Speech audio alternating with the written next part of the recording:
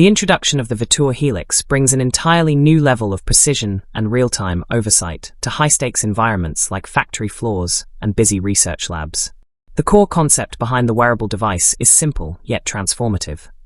The glasses capture an identical first-person perspective of what the user sees and hears, streaming that data directly to a multimodal AI backend.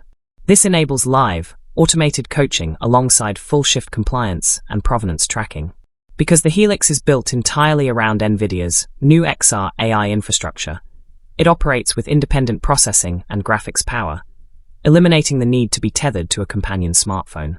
On the hardware side, the device features a high-resolution 12-megapixel front-facing camera, an advanced 4-microphone array, and integrated stereo speakers. This sensor suite ensures the multimodal AI system interprets identical visual and auditory data in real time, maintaining consistent cloud connectivity through onboard Wi-Fi and Bluetooth. Powering the integrated computation is a high-capacity battery engineered to sustain continuous operational shifts.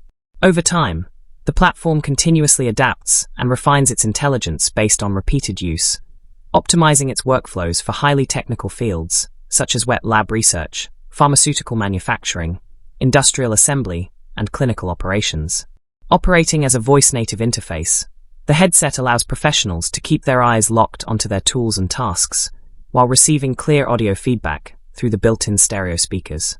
Furthermore, because the Helix is developed strictly as an enterprise-grade industrial platform rather than a consumer accessory, all captured shift recordings are securely uploaded and managed within an organization's private cloud infrastructure tied directly to the NVIDIA XR AI network. For enterprises and early adopters looking to secure units, reservations are currently open starting at $600, with full commercial shipping projected to begin in the first quarter of 2027.